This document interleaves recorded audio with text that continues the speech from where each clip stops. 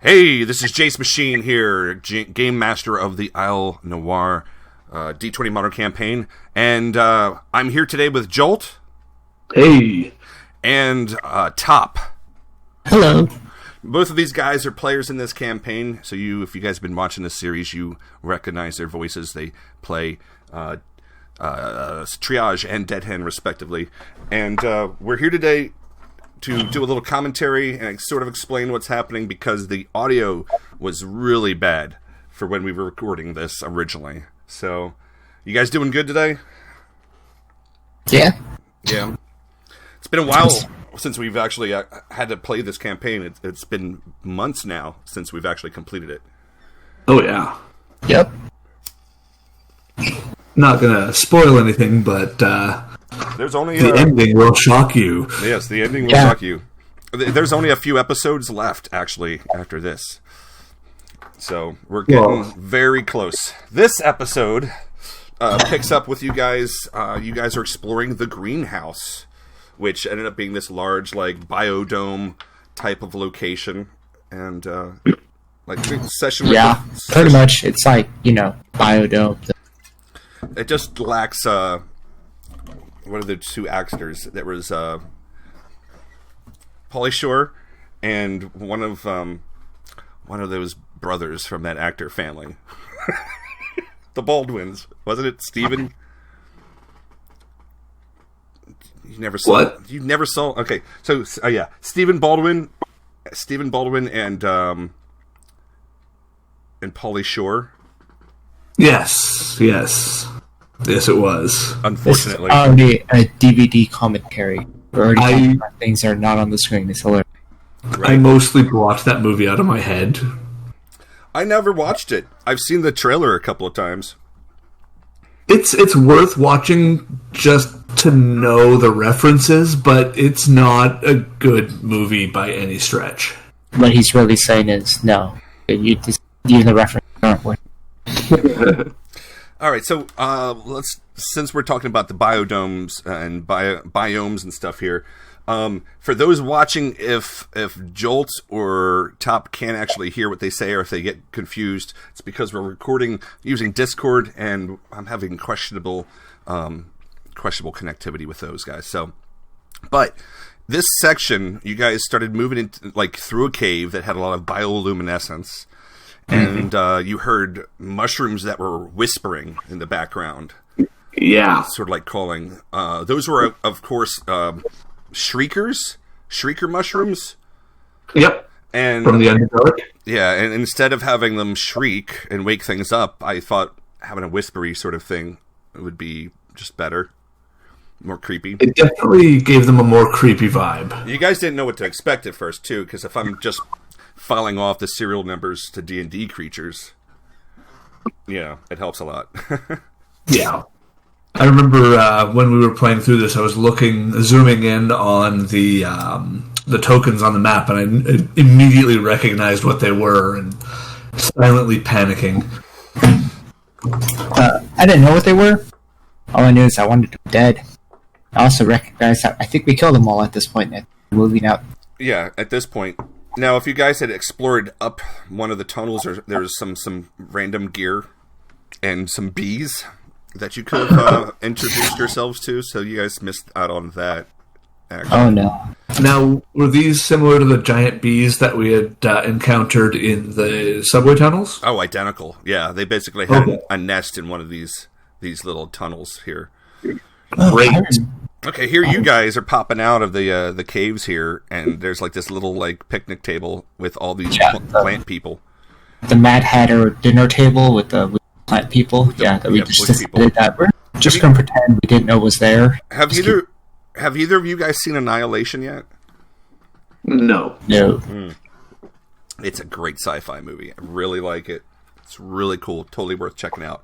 It's based on a book by Jeff Vandermeer, and it's Annihilation is the first in a trilogy of this particular area. It's very Phobiaverse-esque.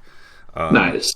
As far as like the weird, bizarre, I've been taking inspiration from this campaign from a lot of things forever, but most recently was Annihilation, and the scientists that worked at this lab were affected by the biological warfare that took place between the labs on the island, because there was the bug lab, the genetics lab, and the tree lab, the tree people. They're all at war, and they're kind of like stealing each other's tech or sharing each other's tech initially. I like how he's explaining this. Spoiler tags because he cut it when he. Yeah, right. The spoiler cuts out right. Home. You guys hear him. We just have spoiler tags. I have no idea what he just said. Yeah. So basically, the result was these people were killed, and their bodies grew bush people that then were able to hold their memories somehow, and they walk around. And you didn't hear any of this. Good times. Good times. Oh, this is the part where I start moving ahead. Mm-hmm. Yeah, I was definitely very nervous about the plant things at the table, so I was not taking my eyes off of them for a second. Oh yeah, here's where I finally decided to leave. Yeah, you were hanging out in the bushes there, or not the bushes, the cave for a while, because you're like, I'm just gonna cover everyone. As an SCP fan, I understood why he was so nervous. Yeah, I've never actually read any of it. The concept is cool, but I find a lot of it's just really bad. I mean, the stuff that's good is really good. That makes sense. But, I mean, it's an open source Wikipedia page, so yeah, of course there's garbage on it. Yeah. But that being said, there's some gems in there that are pretty cool. Yep. There's Fatal trucking along. At this point, we had JW playing as Fatal, and he was starting to play role-playing games for the first time ever. Wow. And you would have never noticed, other than when he had a question about some sort of mechanic. He jumped right into the role-playing part of it, though. Yep. And Ziggy ended up being a much better fit for Grant, because Grant was having problems with his scheduling, and he wasn't that interested in the Fatal character. So he was like, I'm more than happy to miss things here or there if need to be, or leave early. But as a GM, I wanted to find what would connect to him more, and so I was like, would you like to play Ziggy as a psychic? And he was like, tell me more. And by adding different psychic abilities to him, he ended up it worked perfectly, because it technically within the backstory, with everything that had already happened, Ziggy could have realistically been psychic the entire time, not just super intelligent. Oh, totally. There's a lot of moments where you guys had interactions with him where he could have been nudging you, one way or the other, back in the towers and things like that. Even his relationship with Raoul, perhaps. Yeah, maybe. Yeah.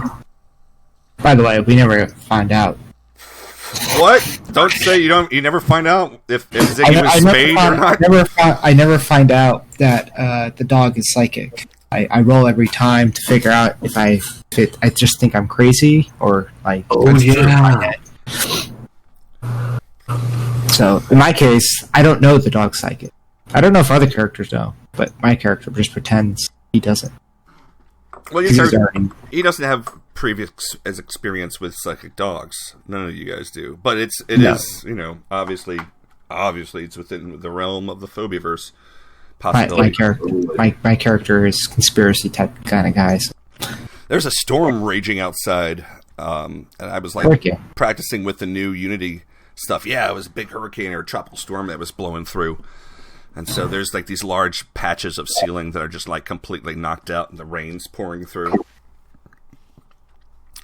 Those are something waiting to kill you guys, depending if you go through there. See the bees to the right side of the screen? They were in their cave. What's the yellow one in there? That's a gear box or something. Okay. Because I was starting to put found items on the screen as tokens, because that was a super easy thing for me to do as a GM. Is to make a lot of found stuff. It's just like, here's a token. Easy for us to spot, interact with. Yeah, I could just remove it from the game or hide it. We can make attack rolls directly on it. Yeah. As GM, having like your items actually be able to be attacked. It's just one extra super anal thing a person could do to the NPCs, but it works for us. Triage decides it's a mimic and opens fire. Because we did our targets that way for our 0 session. The targets were all targetable. They were quote-unquote NPCs. I wish, technically the vehicles in Fantasy Grounds are NPCs, but they don't have a way to have them act as something that you can target in the game. Which is a bummer. You'd have to make it you'd have to set up another NPC and name him Truckee. Rest in peace, Truckee. Beep beep. Oh, poor Truckee. Poor Truckee. So up to this point in the game, what was really standing out to you guys? There were definitely different vibes throughout the different regions, which just made it feel a lot more real. Also, that we had, up to a certain point, followed the trail of previous teams was super interesting. But I remember this particular area and the whole biodome situation just really felt like kind of a haunted house vibe. Oh, yeah? Because of the way that the AI was acting? Yeah, it was creeping me out just because it's an AI that seems not entirely stable. And going through all these different regions of weird science-type experiments. And, I've proven before, you really don't know what you're going to run into because the whole idea is that this island is wild and everything is kind of just run wherever it's want to. Exactly. Yeah, it's very much a GLaDOS type situation at first, but then we cooperated it with GLaDOS, which I guess is the way you're supposed to do with GLaDOS. Though GLaDOS is going to kill you anyway. Yeah. Well, it kill us anyway. I mean, who's to say, right? Because it's all a sandbox the way I run my stuff. So you guys could have taken out the artificial intelligence, but instead you were able to gel with it, despite the fact that it had nuked Miette. Essentially, it was like, get that garbage out of here. Don't let that touch my systems. What's wrong with you? And we'll never know which one was really the good one. Maybe. Depends. We'll find out in the sequel session, perhaps.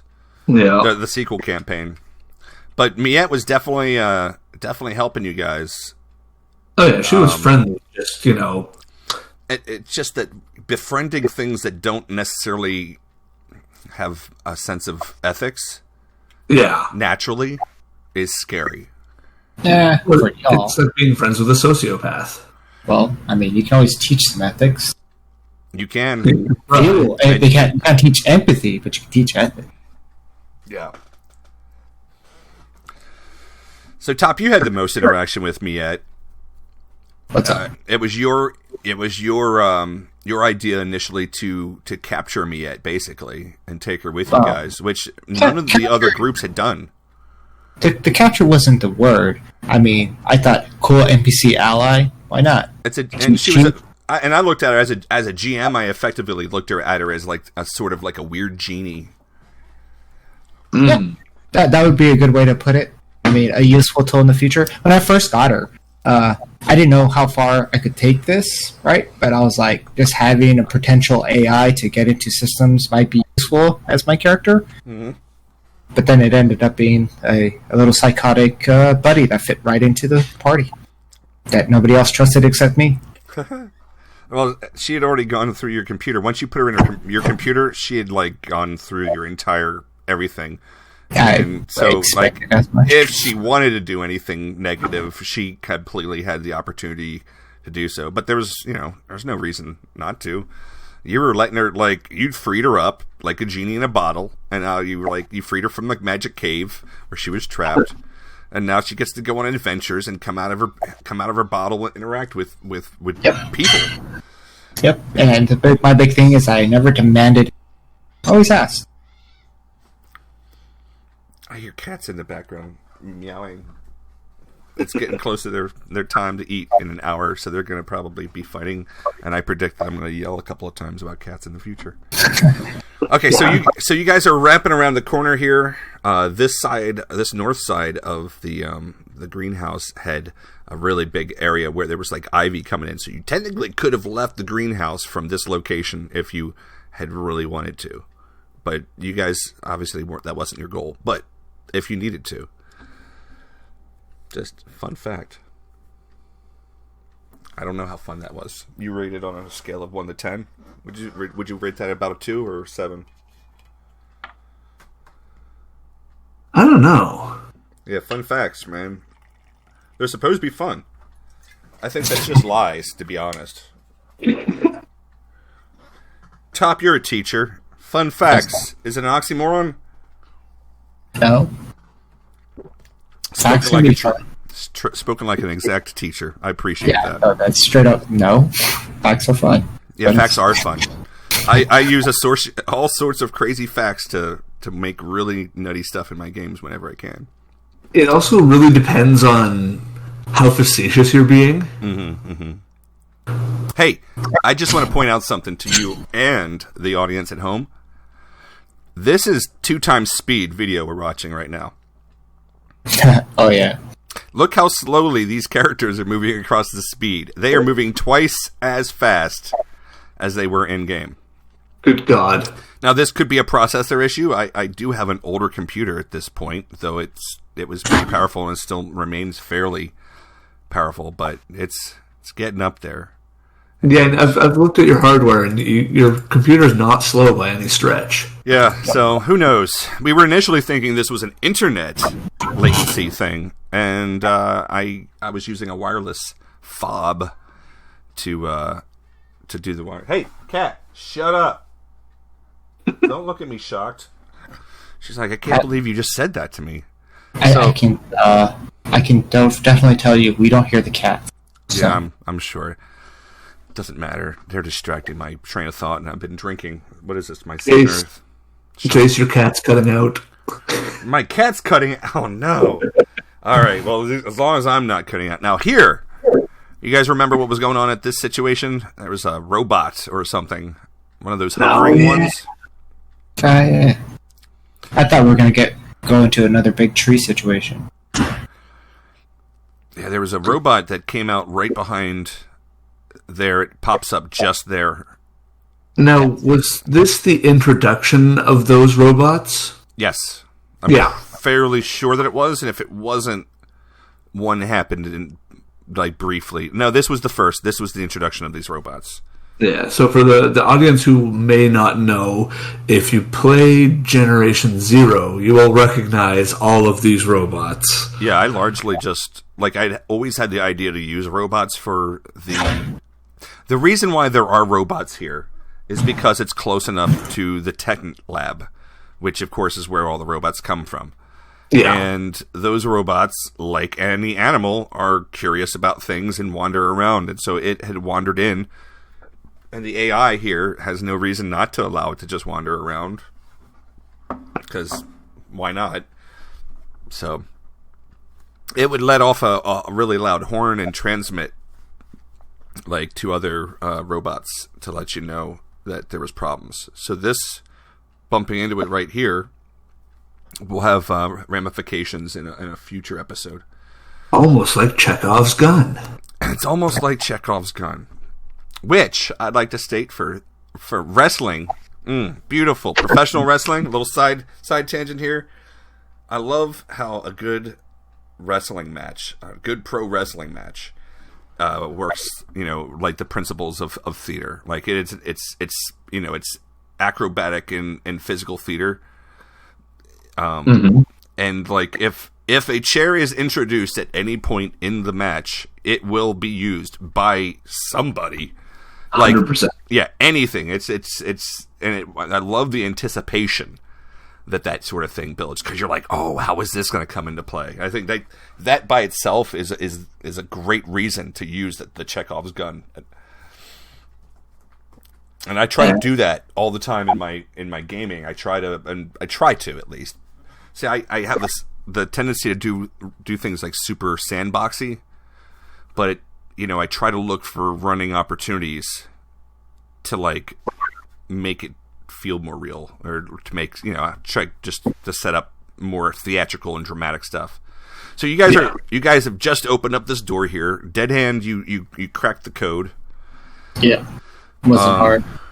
The robot gets dragged over that way. I believe Ziggy tossed it to the north with his little mouth. Yeah. And I just thought it was malfunctioning. Yeah, and he's wearing like a little vest or something at this time, if I don't mistake. No, you thought you didn't think it was malfunctioning. You just saw Ziggy grab it and throw it like he hated it, which isn't that strange. But yeah, at this point, I was planning on bringing out a new creature that I had actually spent like a week working on. I even drew up a cool picture of it, which I thought was a cool picture. And so basically, it was part insect, part lizard, and part wolf. Oh, yeah. And it's going to pop up onto the screen. And even though we don't want to get a good view of it because of this particular view, but here I think I'm going in to grab it. I'm grabbing something. I'm a very unorganized person. It's amazing I can do this. It's amazing. I rolled a 10.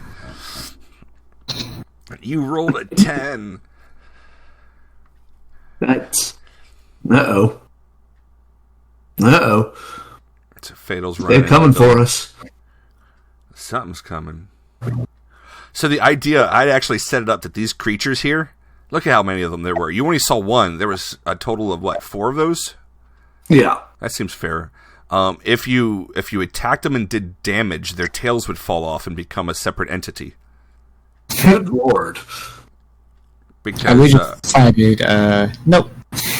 Okay, so Joel, you're from Canada and from generally northern extremes in general.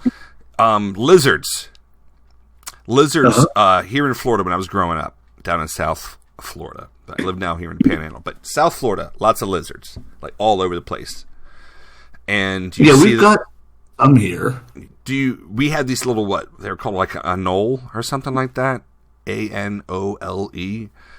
And my friends and I, when we were like little kids in like kindergarten and first grade, we'd capture these things for like a day or so, and we'd feed them ants and stuff. And they weren't like real chameleons, but they could change their colors depending on what they were against a little bit. Not like super well, but tone wise. And my grandfather actually built me like this butterfly net type of thing from scratch with netting to be able to like capture these things and put them in jars with holes in them and just examine them and enjoy them for the day. But yeah, some of those things, if you grab them by the tail, the reason why my grandfather built me the net is if you tried to grab them by the tail, their tails would sometimes fall off. And that was a designed feature because then, especially would work for cats. So a cat's chasing one of those little bastards, and they grab them with their paw or their tail. They're going to grab it with their jaws, and then they can detach their tail, and they run off. Meanwhile, the nerves in the tail are like misfiring like crazy, so it's like wiggling like a snake. So even if the cat drops it, the tail's wiggling and thrashing back and forth. And I was like, man, I totally want to do that with a big alligator-sized creature for some reason. It wouldn't have mattered. Did you see it? I just flashed past it. There's like a colorful tail-looking thing. Yeah, it's silly. It looks like a gummy worm? Yeah. Well, maybe. It was similar. It was colorful like a gummy worm. I also have gummy worms in here. Probably. Okay, I think I saw the gummy worm then. That's how big that thing was? Jesus. No, I was just trying to zoom it in so you guys could see it. I was like, look, I'm proud of this art that's not going to last because you guys just left. See? You're safe now. Jacemachine introduces new creatures. Here's all the stuff I can help that you guys decide to leave. I was like, yeah, because it's freaky, yo. I think if I was to redesign this, I would make it a single dome and then bisect the dome and trisect the dome and quad. I would put it into quads. That's the words I'm looking for. And I would have you moving about the outside ring or like the ring of the dome, and then have like the center dome possibly have more interaction with like getting to different areas. I don't know, but my idea, if I was to like make a public like published version of this, is to like shrink all the lab locations down. They were fun, but they lasted a really long time, and not all of it was necessary. So, like, I'm constantly looking at this and thinking to myself, what would I change? How would I strip this down to something more like the John For's 5-room dungeon style of game? Top's not familiar with the 5-room dungeon format. Yeah, I am. Are you? Did I share it with you? Yeah. My bad, then. I misspoke.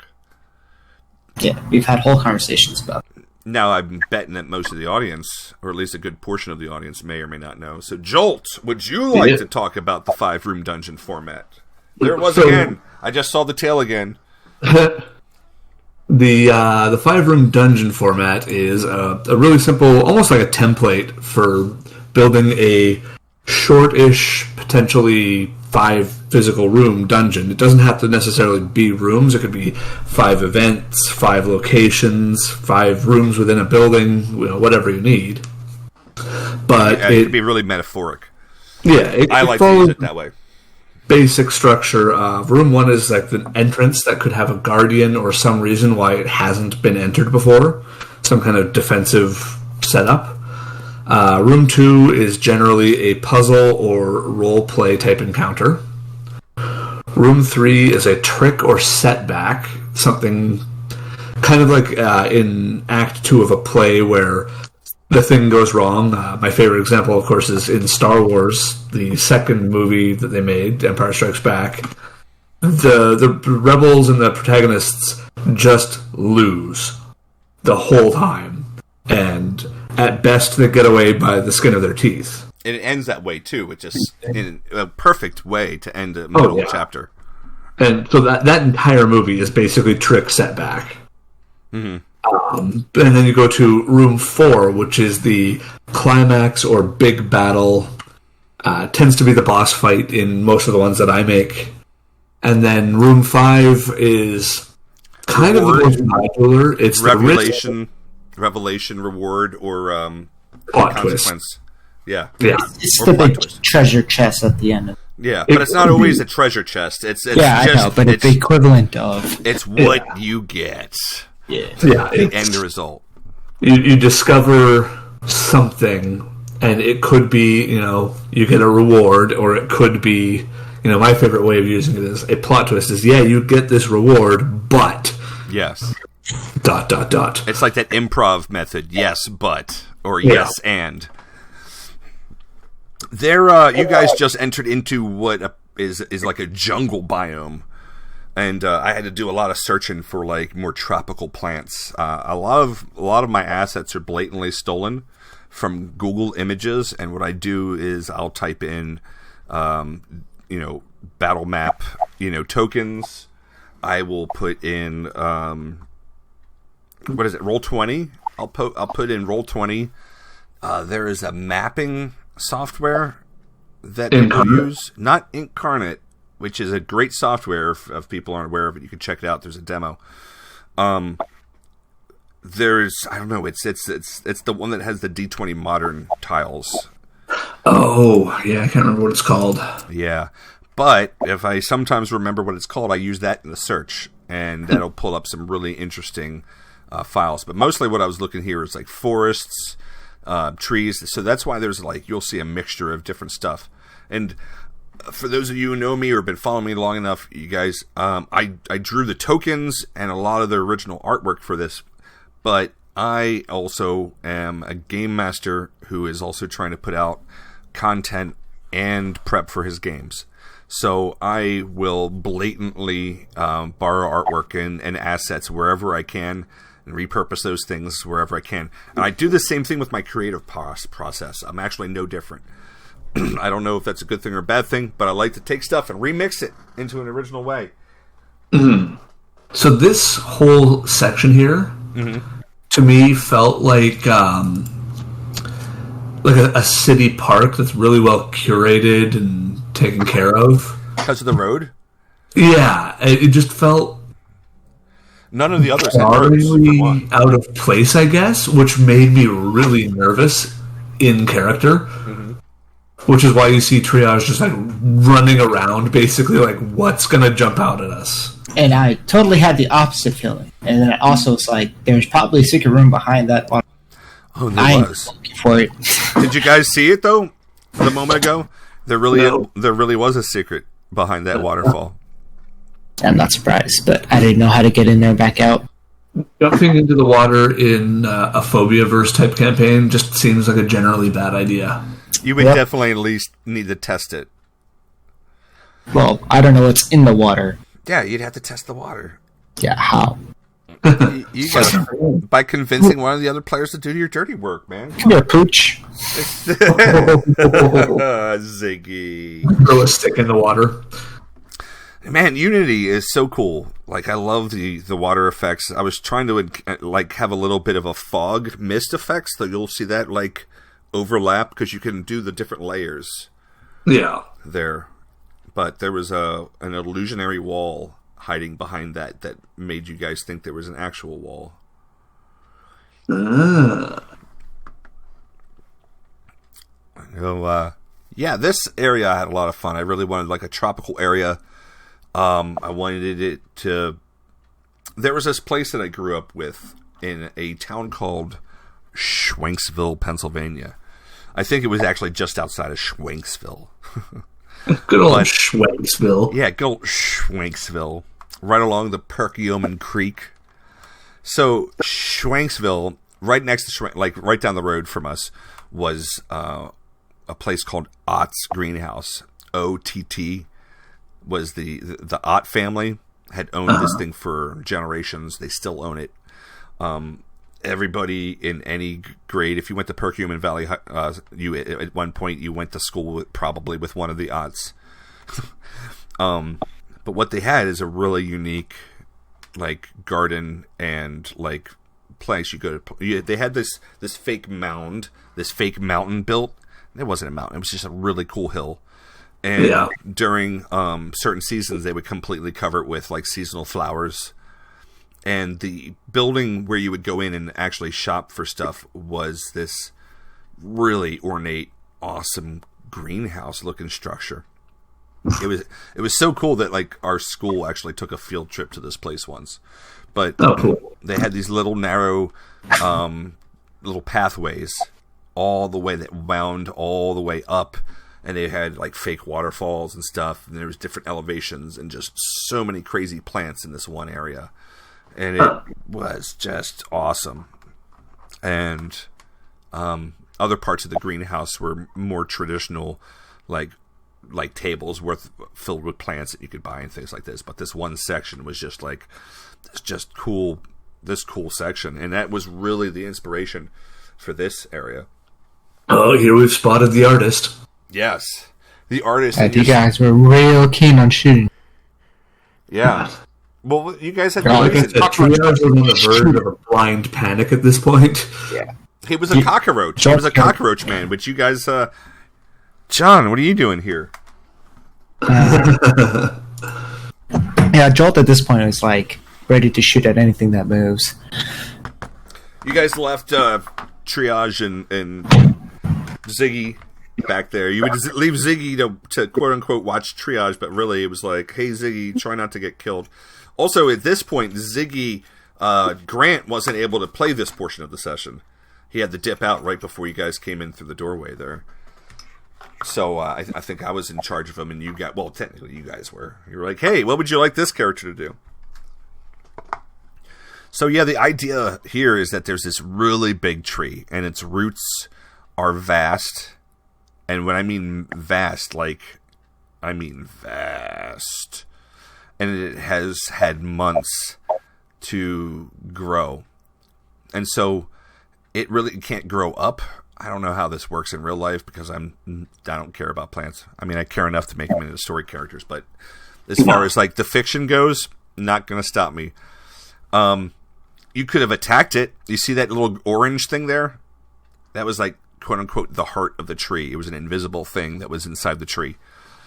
But basically, this tree was a tree that had been developed by the lab, and the Blender tribe, they invaded, and they're the ones who screwed everyone up. They're the ones who basically wiped out the greenhouse tribe. So the genetics tribe attacked these guys, and what they ended up doing was that they ended up tying, they duct taped the head lab guy to this tree. And what I was trying to depict with all those pink tendrils was a mixture of his entrails and roots and things that had been coming out of him. Lovely. As this guy had died against this tree. But this tree was a biological entity in itself that believed it was a man. So the man was completely dead. But the consciousness, or at least memories of some sort, had transferred to this tree. And this tree knew what had happened to it because it has its reminder tied to it every day. And it had actually had a friendship with this AI and this cockroach man. Oh. Interestingly enough. So I wanted something really horrible, but I also wanted you guys, like, I like to present you something with something really grotesque, and sometimes it's just as grotesque as what I'm presenting, but I like to sometimes mix it up. And this ended up being a really friendly encounter. The guy was actually making, the roach was actually making a painting. It was a very friendly encounter with Triage's finger on the trigger of his grenade launcher, ready for anything. As always. More than usual. Yeah. And, like, how did you guys, like, what was your first impressions of this thing coming up here, right at this moment when you're, like, looking at this area? What were you guys thinking? Because you don't necessarily know what's an entity and what's not. Tree testicle monster that is quite literate and conscious. I thought he was going to be, like, crazy as hell, but he kind of wasn't. But you didn't. I mean, but Top, you didn't see that it was a tentacle monster at the time, right? You saw this crazy tree with this weird art. So that's all you were. Yeah. It isn't until we walk up that's what happens. Like that yellow symbol on the screen right now. Yeah, you didn't see because it was hidden. Yeah. As soon as I saw that, like, my brain went straight to the 5-room dungeon's 4th room. Like, it has a beard. See, it has a little face. Yeah. I took a tree silhouette that had a mirror image sort of thing that showed its roots, and then I overlapped it with some creepy eyes to make that sort of simple thing. And you guys, you had seen the painter at this point, but you were sneaking around this bush. And of course, for at least Triage here, you could see that the AI girl was like just chillaxing. Yeah. Which I was hoping at that point, by putting her there, you guys would be less inclined to enter the situation guns blazing. Yeah, even with her there, Triage was very much in a shoot first, scream like a little girl later. Triage didn't trust any AI, and doubly so for that one. Yeah. I was a little bit more tolerant because at this point she kept her part of the deal and we were keeping ours.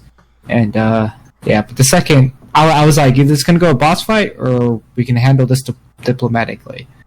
But considering that the roach person was just painting and we were supposed to talk with this guy to strike a deal, I was like... And here she is, she's literally blinking over to you guys to be like, oh, hey, you made it. Because she was like, hey, you got to talk to my boss, or you have to talk to the head of the lab. He's around here somewhere. He's waiting for you. And that, her blinking over to us also made me nervous. Yeah. You were just nervous, right? Yeah. Josh was just ready to Triage was starting to get PTSD from the island. This was your second day on the island. Yeah. Oh, and your first day, which of course was sessions and sessions, because the way that I run things, moment to moment, was horrible. It was horrendous. And here, you finally got the heal up, and you're like, all right, guys, let's go out. I was so trying to bait you guys into the airport encounter. Like, before you got here, I was trying so hard, because that was what I had prepped. I had made the airport map, and I set up everything, and I was, like, taking a lot of inspiration from Generation Zero to bring it back around to that game again. The airport sequence, where we were fighting those robots, I was, like, setting up, hangars and stuff. Oh, so I was like, we figured that was going to be end game. Well, content. End game for you guys, maybe, but I'm total sandbox, man. Yeah, so I know. I didn't necessarily have a final boss. I mean, I kind of did, but you guys will end up watching at home. We'll eventually get to that part, and we'll see how that ends up playing out. But slippery when wet, you guys were thinking the whole time, like, these guys are end game dudes. And, without spoilers, they also were. But I was also trying to bait you into a confrontation with them initially so that you could take the kid with you. Because the kid was such an obnoxious little crap. I loved having him around. He was like, I am a really bad stereotype and an edgelord. Yeah. He was, his character class was actually from this supplement called Grimm.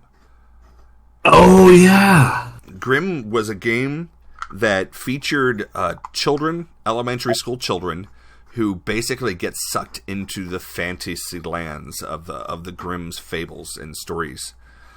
And he was the outcast class. And so he was basically like the thief class. But he also had a bad attitude and chip on his shoulder because his mom was dead and his dad was too busy and there was no other kids to play with. So he just felt forgotten about generally as a kid. Yeah. And when he first appears in that very first session, I didn't quite know how to play him yet because I actually hadn't built his stats.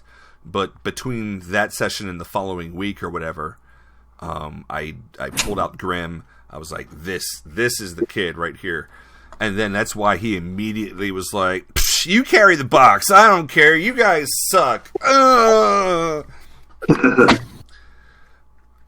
Which I enjoyed playing. As a GM. Of course. I hear you guys are still like cautiously approaching, I think, not Miette, but the, what's her name? The other AI. Angelette? Angelette? Right? No, Angelette was from Angel Lab. This was one of the other AIs. Like, they were all like sort of thought of at the last minute, and I have a tendency to forget stuff. But this particular AI, she was also like, she looked like an abused child, which I really wanted something unsettling because I wanted her image to reflect her mentality. Right. Right? I wanted you guys to not necessarily trust her, despite the fact she ended up being the most trustworthy AI other than Miette that you guys met. Yeah. Yeah, as long as she was keeping her into the deal. Yeah. Oh, you guys approached the situation in a social context and successfully, role played your way through all of the interactions with her, and she was on board for what you were selling, apparently. Yeah. Because her goals, like she was like the mother and daughter of this lab. That was the relationship that she had to these people, like the protector and like their pet almost, like the favored daughter, like they adored her. They thought she was a great little helper, and she was like, she was like Siri, but like more so. Like all the AI were like that, basically.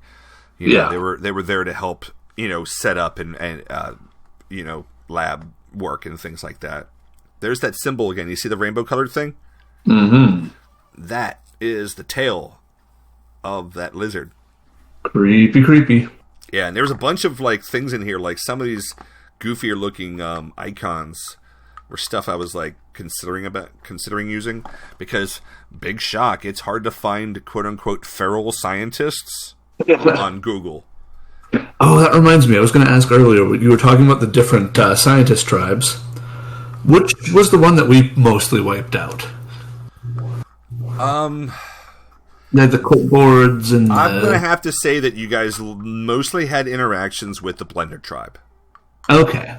You guys had a little interaction with the Ant Farm tribe, and that was a few episodes back when you guys were up in the tower and meeting Queen and Costifer. Right. And that other NPC. Dove. Yeah. Rest Poor in Dove. peace, Dove. She fell prey to those crits. Ugh. I love crits. See that red-faced child? There's the two twins in that image just then? The Russian kids, man. You guys love them. Of all the things on the island, they scared me the most. Rightly they should. And we saw them like, what, second, third encounter? Yeah, something like that. Here's this AI split herself into three here. Again, that they were trying to like represent what was going on. I think Triage, you were hardlining really hard on these people. Yes. Hardlining hard. That's not redundant. But you were like, "Yo, I'm going to threaten you. I got fire. You're a tree. This makes sense to me." Yeah. And then the entire place rumbled.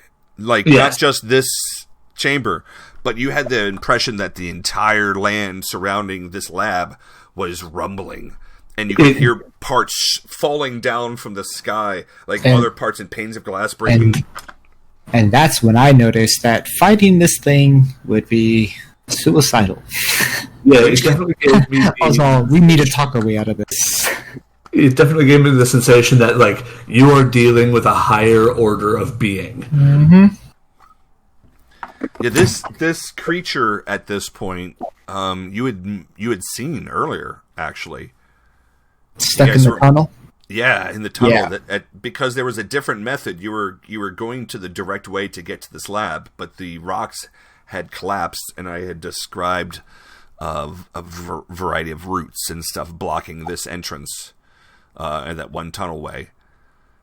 And that was a good distance from this place. His roots go a vast way throughout the island. They, like in previous groups, the way that I'd run this previously was for you were the fourth group to play this map, basically this campaign, and Jolt had played in the second group to play this, and we were doing something super different back then, which was play by post back on the brilliant Gameologists. Oh, the good old days. The min-max posts. That was a great place. A lot of us, so like Wizards of the Coast, they stopped supporting D20 Modern, and Jolt and I originally actually met on the message boards for D20 Modern. That's right. We actually, like, I was posting stuff about the development of this game back then. I was like, here's some of my ideas, like, what do you guys think? And so, like, we started working, becoming friends because of it, because of the similar ideas we had. Yeah. But Brilliant Gameologist, they continued on. There were a lot of people who had, like, been mods and stuff, and a lot of the same, like, audience who we all got abandoned because they were shutting down our message board. So we went to a different message board that was, like, free and no affiliation. And that's where we played our play-by-post games, which we tried a version of this. And so throughout this game, we met Cross, where we found Cross's body at the grave site outside that one lab with those dudes. My old character, Cross. Mm-hmm. He was very much the martial arts guy who just doesn't bring guns into a fight, just takes guns from whoever he's fighting. Yeah, he was the pickup everything along the way. Don't go in with anything like Solid Snake. Go in with a pack of cigarettes. We're getting really close to the end of the episode here. We're probably got about a minute left. So, is there anything top that you'd like to mention here at this point in the game? Is there don't pick fights with entities that can take over a whole island. And even though every problem can be solved with explosions, we don't have nearly enough explosives for this thing. Yeah, look at the roots. The roots outside of where you can see. That's the tip of the iceberg. That literally is the tip of the iceberg. Joel, any last thoughts here? Stay off that fucking island. Yeah, don't. Yeah. Everyone, it's not a good place to go, man. Yeah, not really. It just doesn't end well. Can't say anything. Yeah. So, all right. Well, thank you so much, guys, for coming in and helping me with this commentary. The original recording was bad. It only recorded my voice. So there you go. I appreciate. Also, check out these other links to watch other videos by Jason. Yes. Look at these other links that are appearing on the screen right now, and my wonderful patrons, of whom you guys are two of. So thank you very much. We're gonna have a few more episodes of this show, and then we'll wrap it up.